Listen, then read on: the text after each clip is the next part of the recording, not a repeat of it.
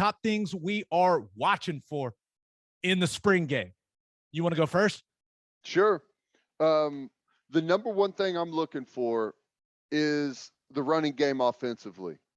All right. I think we've had great quarterback play here in the past, but the better the running game is, the better the quarterback play is.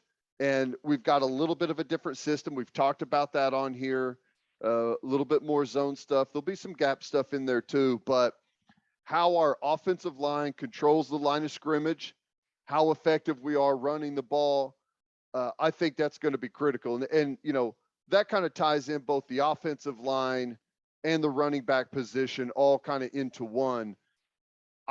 Oklahoma cannot be as successful as we want to be if we are not the best rushing football team in the Big 12. The best years that we have had recently is when we are number one in the Big 12. Some years we were number one by a mile. And I get it that Baylor's running game has improved dramatically and they've got something excellent going down there. We should still be better. And I think we can be better. That comes from offensive line play, running back play, and obviously scheme is tied into that as well.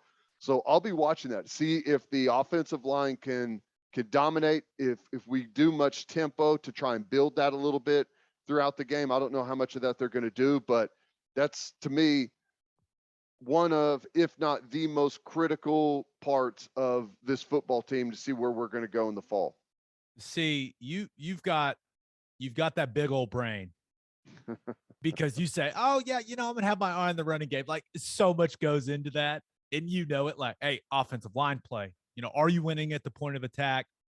Running back, that you can talk about. Okay, you know, vision, you know, being good with your reads, making good cuts, protecting the football, ball security. Like it just encompasses everything. I love it. It's like, oh yeah, I'll just be watching like the most, you know, important things in football. And well, I'm with you because I do think I think if you ask me what I think the strength of this defensive line is, I would say at this point, they're a better run stopping group than they are rushing the passer group. Right?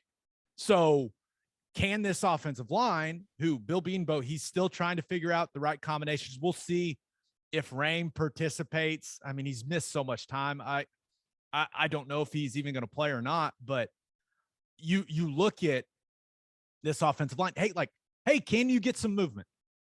Can you get some movement? You've been going against these guys for, you know, a couple months now. What they probably know a lot of the stuff that's coming, like you've seen the same stuff over and over and over again. It's like, can you get some movement, even though the defense kind of knows what you're going to do? And yeah, I'm very interested to see how that looks. I just like to see how everything builds from the running game, right? Right. And it's going to look different than it's looked in the past. So I think it's going to be fun, like in person, to see how Lebby builds a drive, right? You know, because Lincoln would kind of do the same thing, start with some of the, you know, his bread and butter run, and then as the game goes on, you build play action off of some of those runs, and then you add motions and shifts to build on some of those formations that you're running those plays out of. So it's just going to be really, really cool to see that for the first time and watch the offense take shape, bloom, so to speak. Yeah, and that kind of ties in to one of the things I'm going to be watching for perfectly, Jovantae Barnes, right? Like I think we are going to see a lot of the freshman, because you look at just the way that the coaches talk about Eric Gray, right? You hear DeMarco Murray calling him a pro, and like all the coaches talking about how well he's handled his business. I'm not entirely sure we're going to see a ton of him, right? Maybe a couple drives at the most, right? Yeah. I think they view Eric Gray as one of the most essential players on this football team.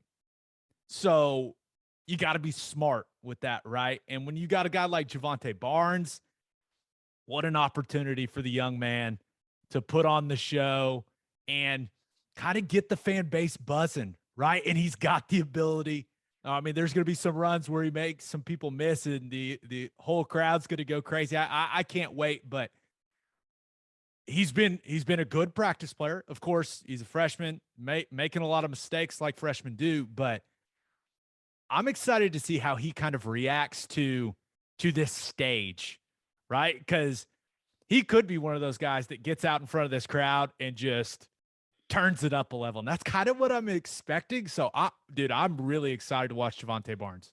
Yeah, I think he will turn it up a notch. The guys that are going to get most excited about being out in front of the crowd are the guys that have never played in that stadium with anyone in it, right? And he's going to be one of those. So the adrenaline's going to be flowing. It's going to feel like a real game for him.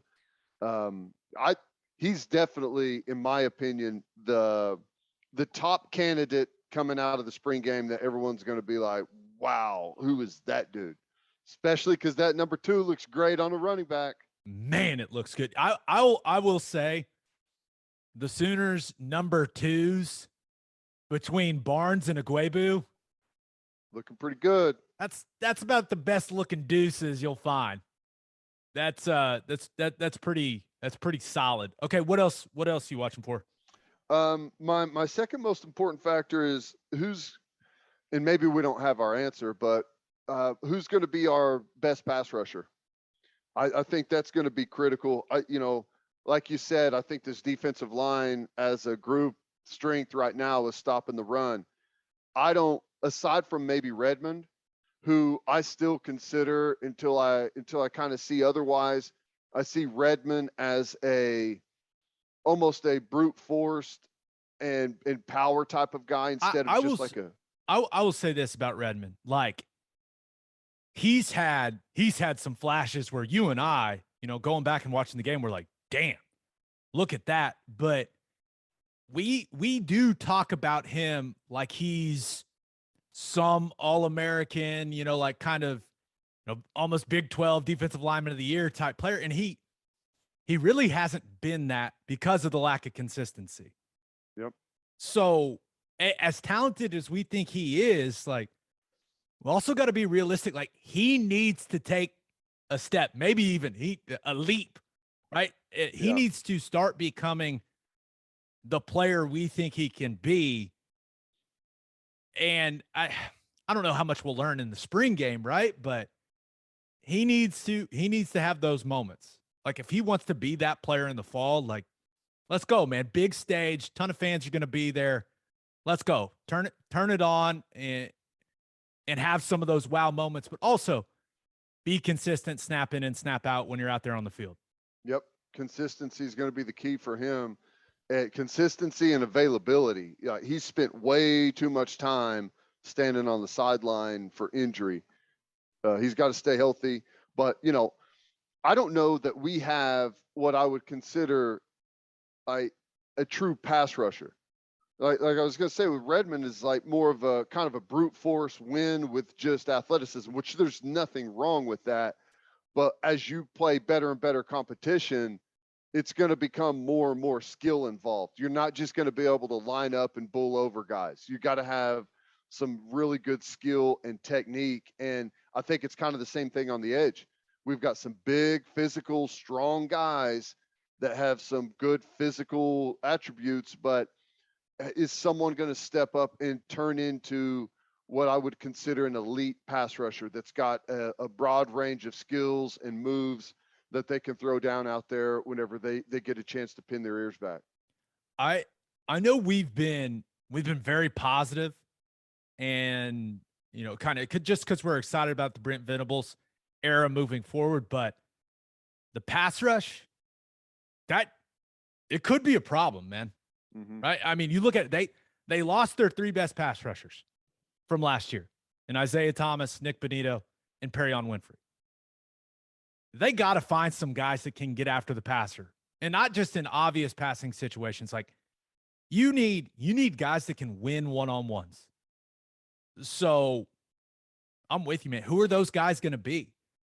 And is a guy going to show something on Saturday where we're like, okay, maybe Ethan Downs is that guy. Maybe Reggie Grimes can be that guy. Hell, maybe it ends up, being an interior guy. But Yeah, that's a big concern for this football team. I'm with you. Okay, another one, and this is boring, but it's important. And I think it's something that fans can actually watch in the spring game and go, okay, this is significant, right? Because I think there's this narrative out there that, there's really nothing productive that comes out of these games. No, this is important. Backup quarterback. QB1 is not an issue, right? And I know BV said that Dylan Gabriel is going to do a little bit with both teams. I'm all for that. He is head and shoulders above the rest of the group right now when it comes to quarterback play. But who is QB2 going to be? Is it Ralph Rucker? Is Nick Evers the freshman? Like, is he going to step up?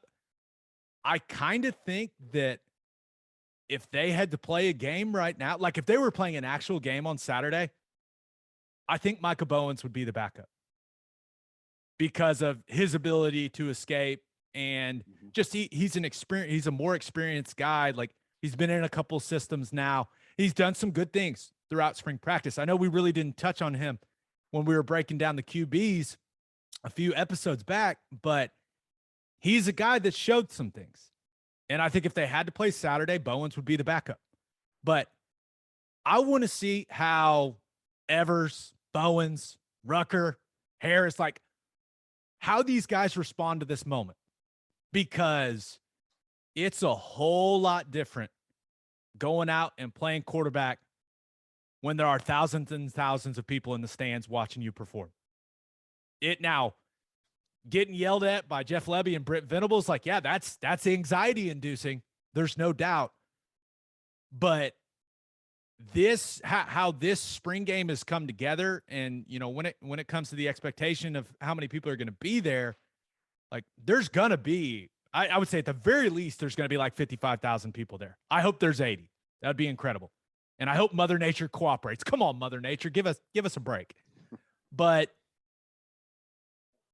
these guys and the way that they perform in this game, like, it's important because this offensive staff, they are looking for a guy other than Dylan Gabriel that can operate this offense efficiently, that can keep them on schedule, that can handle all the tempo and the processing that tempo requires from the quarterback position. Can these guys get it done? That's basically what I'm like. I want to see one of these guys step up and operate this offense at a high level. I agree with you. And, one of the interesting things about spring game is, and OU does quite a bit of this in their regular practice whenever they're doing some live periods, but it's going to be different with, a bunch of fans there because, typically whenever you're lining up, you can hear a coach say, if it's a defensive back or something, back up, you're supposed to be at 8 yards, or, they're giving tips and like things as the play is like about to unfold, right? Offensive line, maybe about like what the front actually is or what a call needs to happen. And then, okay, yeah, they make the call. That's not going to happen in the spring game. So some of the young, like Evers, who's out there and, whenever he's playing quarterback in practice, Lebby may be telling him something as they're breaking the huddle, or, he may hear a coach say something to a wide receiver that's like a reminder for him about something. You're not going to hear that stuff. You're going to be out there on your own. And the young guys and some of the guys that don't know the system like they should, or, are still coming along, that stuff's going to stick out. Like that's going to be where your mistakes are made, is most of it's going to be pre-snap when guys don't know what they're doing. And I think this is why I'm such a proponent. When you need to, and I'm more of a proponent when you need to find your starting quarterback, but this is why I like open practices, like some open practices, because playing quarterback it's hard. There's a lot of stress, a lot of anxiety that goes into playing that position, especially at Oklahoma, right? And that ramps up when there are people watching. Yep. When there are fans watching, like, so these guys going into it know that, Dylan Gabriel, he's going to get however many series he's going to get. And then the entire fan base is going to judge how good they are based on this one performance in the spring game. Yeah. And maybe Lebby's saying, hey, going into it, like, don't worry about it, just play your game. But like, they know that. They know how social media works. So, all right, guys, let's see what you got.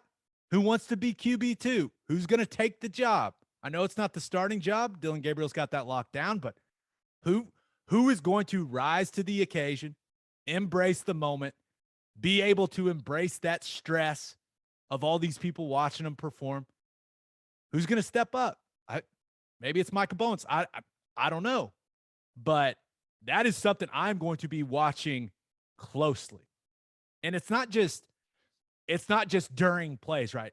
I want to see how these guys are operating in between plays. That's an important part of this for me. Like, do you have command of the entire offense? Are you getting guys lined up maybe if they go to the wrong spot? Do you remember all the shifts and motions for these plays? Like, there's a lot that goes into it. So QB2 is something I'll be watching closely. I know it's boring, but that is actually something you can watch in this spring game that I think it's really important. All right, Yeah, what else you got? Just one more point on that is maybe it doesn't even matter next season, right? Maybe Dylan Gabriel Hopefully plays not every single snap that you want him to throughout the entire year. But man, sprained ankle, miss a second half, like who knows what could go down. You obviously you don't want it to be something serious where he's gone for the majority of a season, but like that stuff can happen and you better have someone that's prepared. Really the last one that I've got is tackling. I expect there to be mistakes out there defensively. I expect Lebby to be going fast on offense. Our guys are still trying to get this system down, so I think they're probably going to be behind a little bit as things get going fast and maybe be in the wrong spot, out of position a little bit. But tackling is something that, it's a great way to practice tackling, is being out of position from the start, right? Because that's what teams are going to be trying to do to you on game day. And they've had more work tackling this spring than probably some of those guys have done the entire time that they've been at Oklahoma. It's been first and foremost in pretty much every single practice: physicality, tackling, bringing guys to the ground. So that's what defensively, if everything else equal, if we are a vastly improved tackling team, we'll be a vastly improved defense. Everything else is just kind of the same. Yeah, you give up some passes, you give up some plays, but if you can tackle when you're supposed to tackle, that's going to limit teams big time. And from the limited amount I've seen, I've been pretty impressed with the type of tackling I've seen out there. No, I'm with you. All right, my last thing, who is going to earn playing time at wide receiver? Right? I think there are four guys that are, no doubt going to play a ton. You got Mims, you got Wease, you got Stoops, and you got Farooq. I think those four guys, of course, everyone has to stay healthy, but those four guys, I think, are in a really good spot, and the coaching staff has been pleased with what they've seen from them. So looking at the spring game on Saturday, like, who else is going to make some plays from the wide receiver group, right? Is it going to be a Jaden Gibson? Is it going to be a Trevon West, a Brian Darby? Does Brian Darby step up and make some plays? Cody Jackson's kind of the guy I think it's going to be, because I think he's finally looking healthy and coming along. So I don't know who it's going to be, but that's something like the fifth and sixth wide receiver on the team. It may not sound that important, but with how much tempo they want to play with and, how explosive Lebby wants this passing game to be, like, you got to have that depth at wide receiver. So I'm excited to see what kind of second team wide receivers make some big plays on Saturday. I think that's also something really important to watch for. Yeah, and all of these guys should get some really good opportunities, and it'll be a good way to kind of judge them against one another. The fact that Dylan Gabriel's playing on both squads, right? Yeah. So good he'll point. be able to throw to, you would think, all of those guys at least a series or two. I don't know how long he's going to play, but yeah, man, I think we've got like the full cast, as you put it, a basketball roster at wide receiver. There's guys that can all do some different things, and hopefully we get to see that shine. And I don't know, man. I think we have a battle, not just for playing time, but for who's going to be the superstar wide receiver.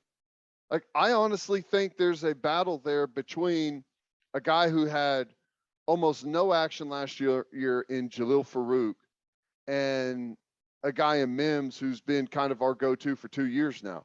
I think there's a legitimate battle for who the real number one is. It's going to be awesome. Yeah, and these guys are competitive as hell, right? That's usually how college football players, especially when you're at this level, are wired. Like, Mims wants to be the guy, and Farooq wants to be the guy. So I'm hoping that healthy competition to be the guy ends up raising both of their level of play, right? That's the hope, at least. Okay, you got anything else you're watching for? I think there's all kinds of things, but like the biggest keys, I think that kind of hits it. Yeah. My only last thing is, what pose is Baker's statue going to be? Yeah. That's the last thing. Like, when you talk about important things happening on Saturday, like, that statue is going to be in Heisman Park for forever. So now, I know we all wish it was the flag plant.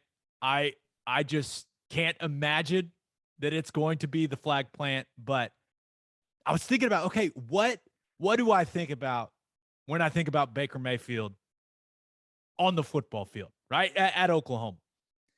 And I think I've landed on this as my preferred statue pose. He's rolled out of the pocket. The play is broken down, and he's like directing a wide receiver. Like, he's got the ball in his right hand. He's pointing with his left hand, like for a guy to go somewhere. He's ad-libbing. Like, that was my favorite Baker Mayfield stuff. So that's kind of what I want to see. Like, when it felt like he made something out of nothing. Like, that is when I think I was the most entertained by Baker in an OU jersey. So that's kind of what I'm hoping for. I'm hoping that's the pose, like him, ball in his right hand, kind of directing a wide receiver, pointing with his left hand. I think that's what I want. Final answer. Yeah, that would be good. Do you think that they'll leave like a spring-loaded joint in the elbow, so in the wind, his hand is kind of doing this out there, pointing to receivers? I would assume the budget was high on this statue, right? He's like the most loved OU player of all time. So I doubt they spared any expense. If the technology for bronze to become spring-loaded exists, I'm sure they used it. I think that for me, the most likely is probably just like the traditional pocket quarterback. That's boring. But that's not what he was, I know. I'm with you. If I was like to put, other than that, you're asking me what I think it would be.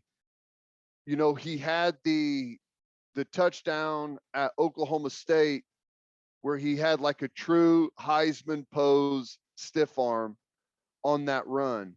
So that would be a really cool one if they wanted to go that route. But then, whenever you're driving past or looking at the statue, to those who don't know, and I don't know, maybe there's none of these people out there, but it doesn't really give you the quarterback look. So I don't know. I would like to see him directing traffic like you're talking about, or like in the middle of a run, but I'm afraid it's going to be the traditional pocket. I also don't know, like, to extend an arm on a bronze statue, like how's that change the budget? You know? Yeah. Like, does that increase the statue's cost by like $100,000 or something like that? I have no idea. So we'll see. I'm excited to see it, though. I didn't think I'd be this excited to see what pose the statue would be in, but I'm kind of fired up to see what it is. Now, here's the other thing, and this probably had to be maybe the most extensive discussion when it came to putting the statue together, because he's not going to have a helmet on. What is the facial hair situation? Beard, hadn't even thought Fu about that. Manchu, clean shaven. What's it going to be? You can't do clean shaven. It's either beard or Fu Manchu. I know, but you know what? I wonder if you would assume, right, that Baker got to pick, right? You would assume they go to you and you're like, hey, man, we're going to build you a statue because you want a Heisman Trophy that will be here until the end of time. What do you want it to look like? I assume that conversation happens. And I think if the choice was up to Baker, he'd go Fu Manchu. I know. Which is awesome. And I don't know. My guess is it's unfortunately going to be the clean shave look. Oh, I know. I don't think, and just to make it clear that the clean shaven path is not the way to go. I don't think we've had people more excited about anything we've ever done on this podcast more than the couple episodes where you had a beard. Right. The people are just like, oh my God. It was just like, people just love beards. Baker's a beard guy. You can't make him clean shaven. Come on. That's ridiculous. I know.